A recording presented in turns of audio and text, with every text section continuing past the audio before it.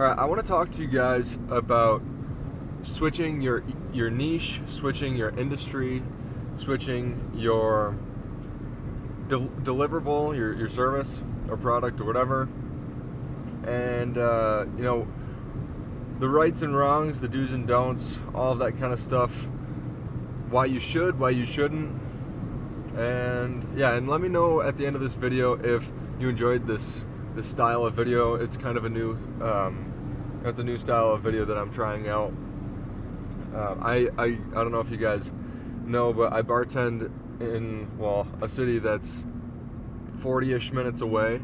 So I break my drive up going to the gym in between, on the way there. But it's a long drive, so I have a lot of time to think in years past. But now I'm trying this out, seeing if I can articulate my thoughts and deliver value to you guys. So let me know if you guys like this style at the end of this video. Anyway, let's get into it. So why you should or shouldn't switch your niche, why you should or shouldn't switch your deliverable.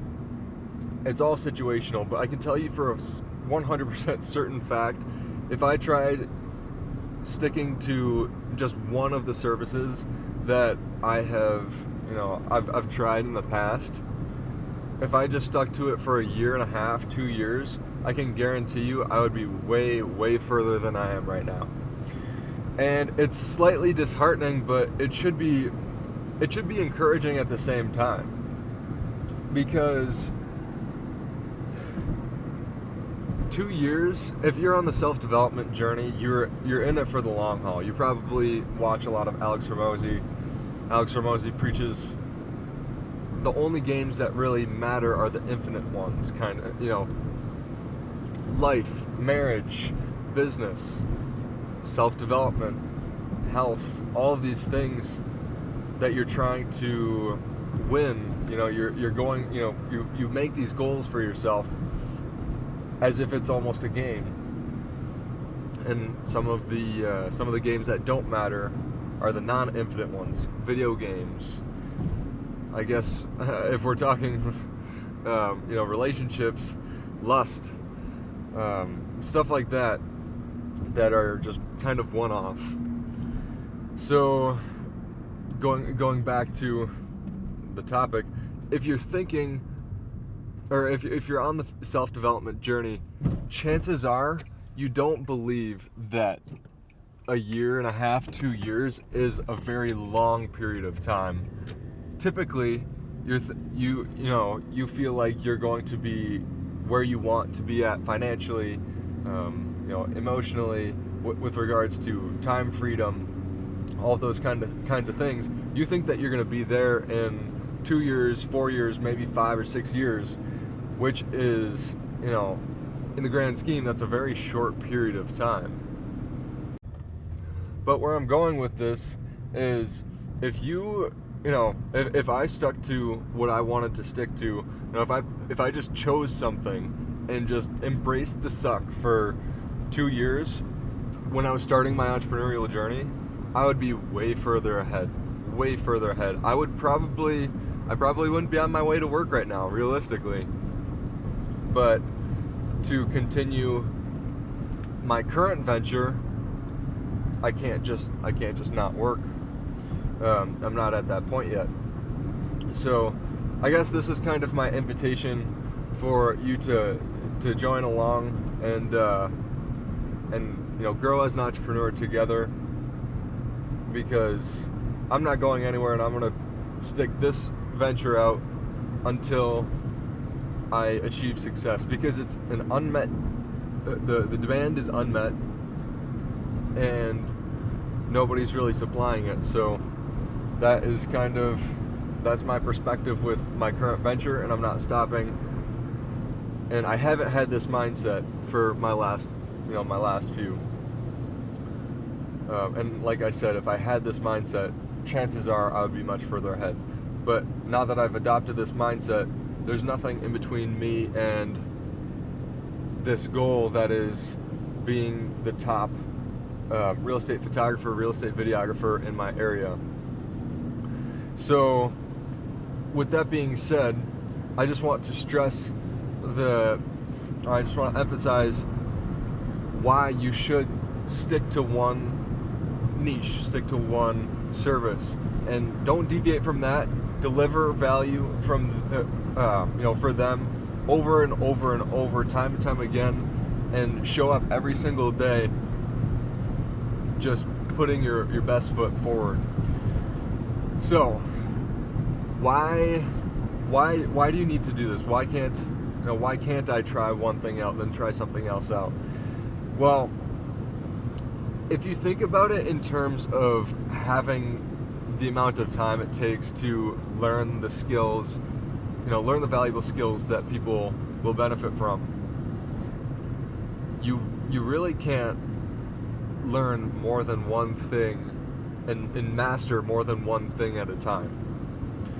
And it doesn't take a month, 2 months to master something.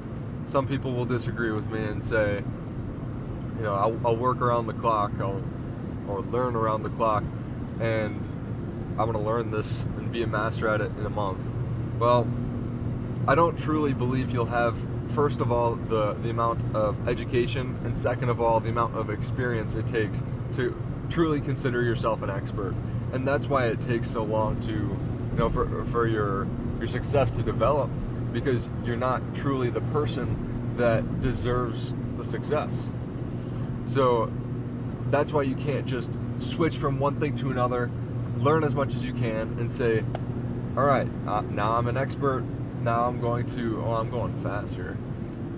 But you can't just switch from one thing to another and pretend that you're an expert after a month, 2 months, and start getting sales and clients and business.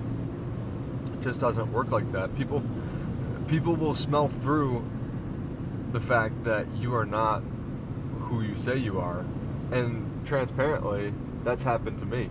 They don't blatantly say, "Oh, I don't think you have a valuable service. I don't think you can deliver what you say you're going to deliver." People don't blatantly say that. What people do say is, well, do you have any results? Do you have any past clients? Do you have any work that you can show me? Well, if you don't show them work, of course, everyone starts somewhere, but it takes a really long time to get that first client. After you get your first client, you can really learn what works and what doesn't, and you have to completely 100% over-deliver for them. And there can't be any sort of gray area with regards to servicing your first client. I messed up my first client and with database reactivation, and didn't get another one after that. And quite honestly, I didn't really want to, because I wanted to shift gears. I knew that wasn't going to be. I knew I wasn't good at that time. And it would take so long to really, obtain those copywriting skills to create really nice emails for my client. And I just kind of have to, I was in that valley of despair where, and if you're not familiar with this, go search the Dunning-Kruger effect, and Dunning-Kruger effect graph, something like that. And you'll see that there's a series of up and downs with regards to level of knowledge and expertise and level of confidence. So when you first learn about something, you have this uninformed optimism, and that is essentially just you finally getting into this brand new space, and there's so much to learn, and you start learning some of it, and you feel really confident with the principles, which you have to, but you also have, there's principles and there's nuances. You can't truly deliver serious value if you're only delivering the nuance, or the practices, or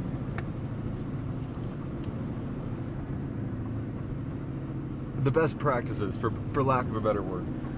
I just said the word. I don't know why I can't think of it right now. But you need to understand the nuances. You need to understand everything there is to know about that service. There's so bringing statistics and graphs and studies back into this.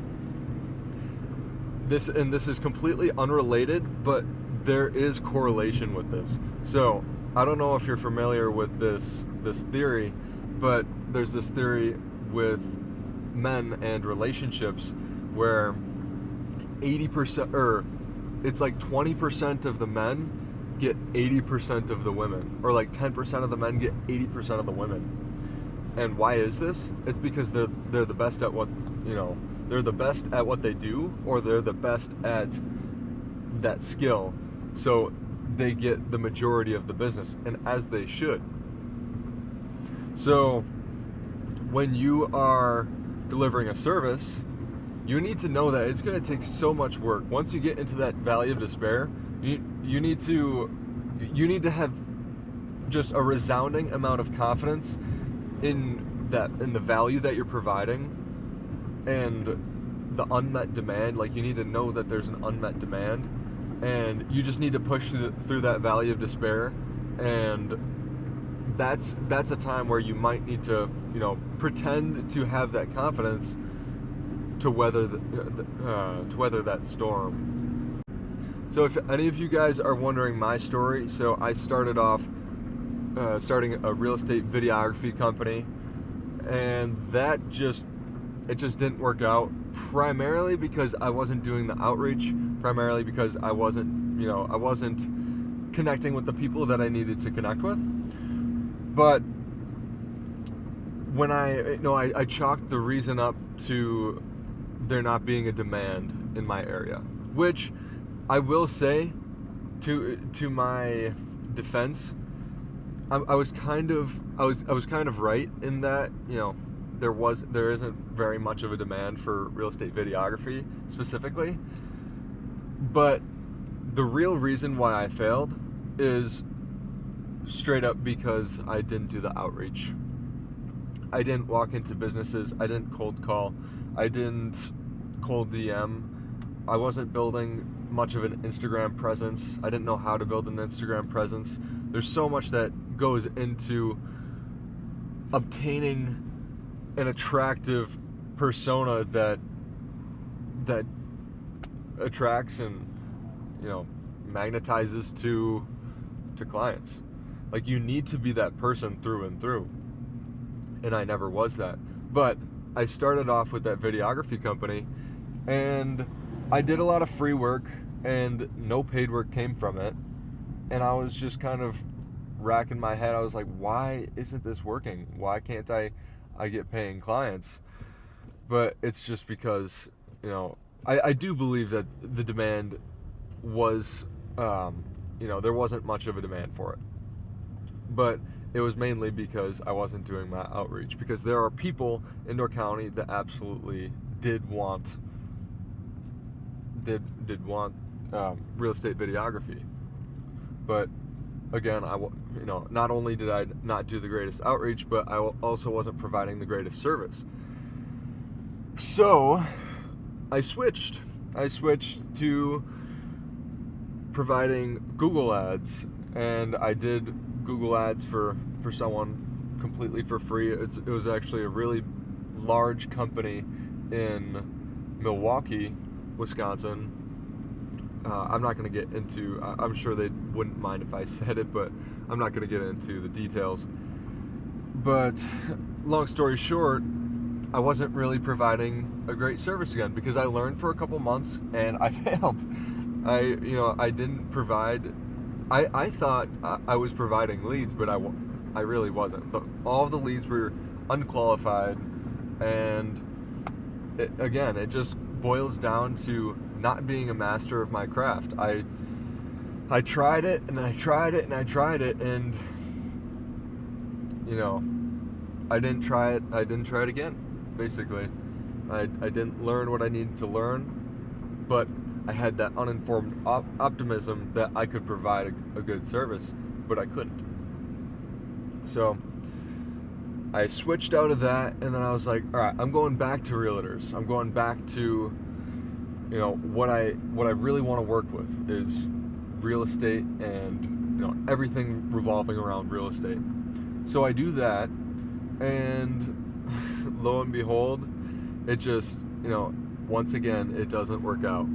I offered free services to a few different realtors for running their paid ads for them, and nothing. I didn't get a single. Well, I think we got some leads, but again, just not the most qualified leads.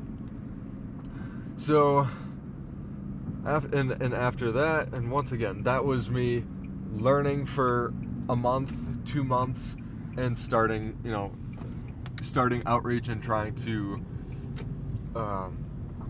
trying to deliver a service. But once I failed, I didn't change. I didn't do anything. I didn't elevate. So the service just stayed poor. So once I delivered some ad services and they didn't work out, both realtors both told me, all right, this isn't working out. So we stopped the campaigns, and I was kind of in a little bit of a rut. So after that, that's when I went over to Breckenridge, Colorado, and some of you guys know my story there. I won't get into it. I had a pretty significant injury that led to me, really understanding a lot more about myself. It forced me to be much more understanding of, I guess, philosophy and what I truly wanted out of life. And it just kind of put everything into perspective. So once I got back from Colorado, I did my bartending that summer, and fortunately I was able to bartend that summer. And then I went back into college, and I was like, all right, what am I doing here, and I know that I'm not going to get a job after high school or after college. I know for 100% fact I'm not going to use my degree. Why am I here? So I still ask myself that question, and I just finished what I think is going to be what's going to be my last semester. And I just, I had this extreme dismay for college education. But now I understand that there's no, I've realized all of what I'm going to learn and get out of college. So this is my last semester, but what does this mean going forward? Well, this means that this is the summer that needs to work out for me, because next year I'm not going to, so my bartending gig is seasonal. I'm not going to be able to bartend, it's almost a benefit that I don't get to just stay in this bartending routine and not get out of it, you know what I mean? So the goal is to bartend this summer, bartend and make, I'm projecting that I'll make anywhere from $18,000 to $24,000. So that's going to be a really good start, and I'm going to be saving most of that. But then I need to figure out how I'm going to, how I'm going to actually make money, because that's just money that is fueling my entrepreneurial bug, fueling my entrepreneurial itch, whatever you want to call that.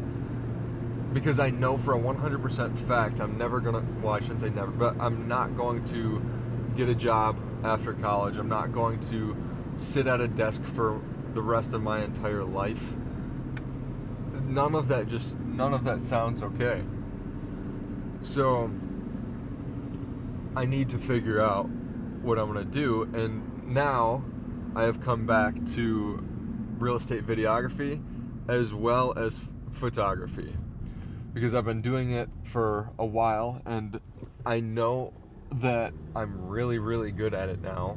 Not real estate photography yet, but I have some people that are taking me up on a paid shoots, and that's going to be my way of getting a portfolio. But they would never have taken the chance on my real estate photography if it weren't for my amazing videos. I don't know if I'm sounding egotistical here, but I know that my videos are great. So they're taking the chance because I've built this portfolio of videos. And so now my goal is to be my standard is to be the absolute best real estate photographer in all of my area. And there's not going to be a single company that does more real estate shoots in my area. I can tell you that for 100% fact. In 3 months or less, I will absolutely be the go-to real estate photographer in my area.